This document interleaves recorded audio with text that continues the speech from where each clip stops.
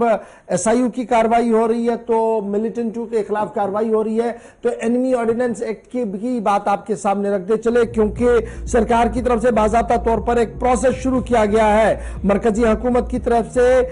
Process شروع کر دیا گیا ہے کہ اینمی پراپرٹیز یعنی جو دشمنوں کی پراپرٹیاں ہیں جنہیں آئیڈینٹیفائی کیا گیا ہے اب انہیں خالی کرایا جائے اور انہیں بیچنے کا بھی سلسلہ شروع کیا جا سکتا ہے۔ سرکار کی طرف سے، مرکزی حکومت کی طرف سے process of evacuation and sale of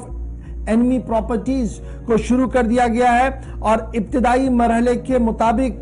12,611 پراپرٹیاں پہلے فیز میں آئیڈینٹیفائی کر دی گئی ہیں جنہیں ایویکویشن کے لیے کلیئر کر دیا جائے گا اور اس کے بعد انہیں باضابطہ طور پر بیچ دیا جائے گا۔ اینمی پراپرٹیز کو بیچنے کا جو سلسلہ ہوگا یہ ای آکشن کے ذریعے سے ہوگا اور پبلک انٹرپرائز جو ہے وہ ایک e auction public platform جو پبلک انٹرپرائز کا ہے اس کا سہارا لیا جائے گا اور metal scrap trade corporation limited کے ذریعے سے یہ پورا معاملہ آگے بڑھایا جائے گا، جس میں اینمی پراپرٹیز یعنی دشمنوں کی جائیدادوں کو پہلے کرک کیا جائے گا، اس کے بعد باضابطہ طور پر انہیں بیچ دیا جائے گا۔ سرکار کی طرف سے گروپ آف منسٹرز یعنی ایک مخصوص گروپ جو وزراء کا تھا جس کی سربراہی مرکزی وزیر داخلہ امت شاہ صاحب کر رہے تھے، 2020 میں بنایا تھا، جنہوں نے اس پورے معاملے کا سنگیان لیا، جنہوں نے اس پورے معاملے کا جائزہ لیا اور اس کے بعد ہی ان کی سربراہی میں مانیٹائزیشن آف اینمی پراپرٹیز کو لے کر کام آگے بڑھایا گیا ہے۔ مرکزی وزارت داخلہ نے باضابطہ طور پر ایک سلسلہ شروع کیا گیا ہے جس میں خالی کرانا اور اس کے بعد ان پراپرٹیز کو بیچنے جو امویبل ایسیٹس ہیں یعنی جو غیر منقولہ ایسیٹس ہیں جنہیں نہیں ادھر سے ادھر کیا جا سکتا ہے انہیں باضابطہ طور پر بیچ دیا جائے گا۔ اب یہ کون لوگ ہوں گے تو یہ بڑی بات ہے، ذرا سن لیجئے گا کہ ان لوگوں کی پراپرٹیز کو بیچ دیا جائے گا، ان لوگوں کی پراپرٹیز کو بیچ دیا جائے گا جنہوں نے سٹیزن شپ لے لی ہے پاکستان کی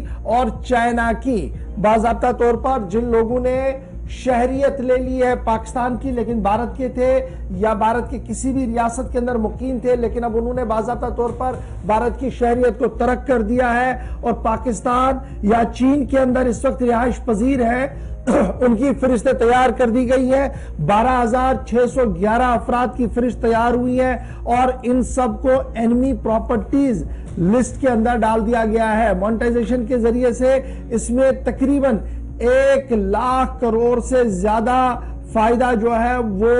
خزانہ عامرہ کو ہوگا، 1,00,000 کروڑ سے زیادہ پیسہ جو ہے وہ خزانہ عامرہ کو آنے کا اندیشہ لگایا جا رہا ہے۔ اینمی پراپرٹیز جو ہے یہ پہلے کسٹوڈین